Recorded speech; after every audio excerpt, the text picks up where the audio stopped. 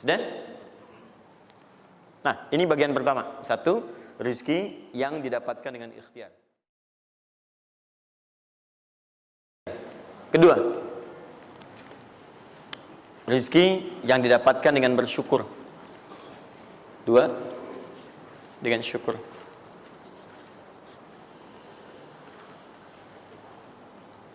Dalilnya Quran surah ke-14 ayat 7. Quran surah 14 ayat 7.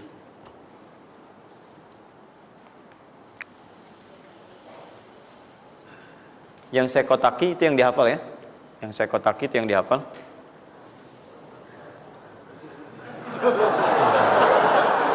Iya. Enggak, ini inti ayatnya. Saya serius, ini inti. Ini harus ada.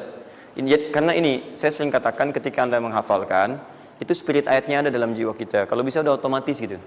Udah otomatis. Jadi begitu antum mengerjakan itu, antum ingat. Dan ketika antum berniaga pun, antum ingat. Jadi kalau antum sedang misalnya usaha apa, ada sholat tuh, antum refleks sholat. Karena tahu dengan sholat itu rezeki bertambah, bukan berkurang. Jelas ya? Nah, terus kan? Ini Quran surah 14 ayat 7. Saya naikkan ke atas ya. Turunannya. Quran surah ke-9 ayat 103. Saya urutkan berdasarkan amalan. Dan Quran surah 9 ayat ke-60.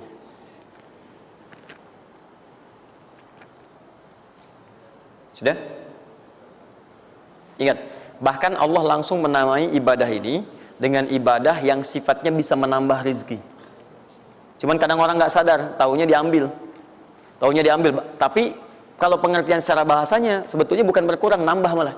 Nambah. Cuman orang tuh nggak sadar ketika dia mau ditambah rezekinya, dia malah nggak mau. Karena merasanya diambil, dikurangi.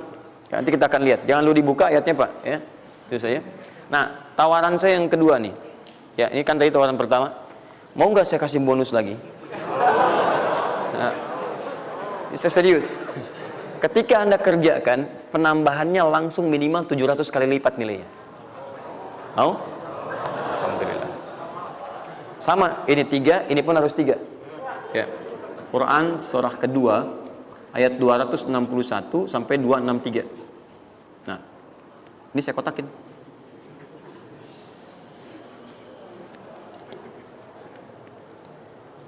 Sebentar. Quran surah kedua ayat 261 sampai 263. Saya mohon izin ya, saya lihat dulu satu. Supaya nggak online maksud saya. Pokoknya Anda online ada masalah dengan saya nanti. Nanti saya kasih di akhir, rumus cepat menghafalkan. Sudah? Tahan. 2. Nah, yang ketiga, nanti saya simpan dulu aja supaya Anda fokus yang ini dulu untuk berlatih selama sepekan. Ya, berlatih selama sepekan. Supaya nanti, karena yang ketiga ini lebih cepat lagi. Lebih cepat. Saya khawatir Anda melakukan lompatan langsung pada yang ketiga. Nah, persoalannya kita mesti berurut karena yang satu dengan dua ini keduanya saling bersinergi. Begitu yang kedua udah dapet, yang ketiga lebih mudah. Ya, karena sudah punya kebiasaan dari yang pertama tadi. Kalau saya munculkan yang ketiga sekarang, maka persoalan terbesarnya adalah kebanyakan orang nanti akan meninggalkan yang ini yang paling bahaya. Semuanya pada di masjid aja gitu kan, dan sebagainya. Jadi nggak ada di kantor kosong, di bank kosong. Jadi hilanglah kehidupan di muka bumi. Ya. Jelas ya?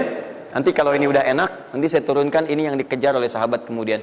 Sampai Utsman bin Affan, Abdurrahman bin Auf tuh hobinya cuma nungguin tahajud aja. Nungguin tahajud, datang. Bukan nggak kerja.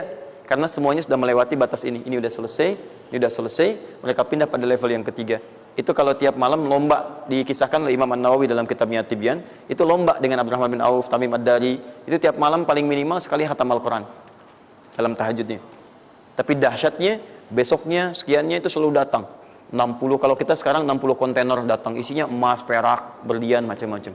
Ya, kebayanglah kalau ke PTM datang 60 kontainer isinya emas, perak. Makanya nggak ada yang dikasih lagi sekarang. Jadi kalau Anda ingin mendapatkan apapun, mau dapat pahala, dapat rezeki, dapat ini, dapat itu, maka semua bergantung yang pertama pada tingkat kesungguhan usaha Anda. Usaha yang serius, yang sungguh-sungguh disebut dengan sa'a, yas'a, sa'yan.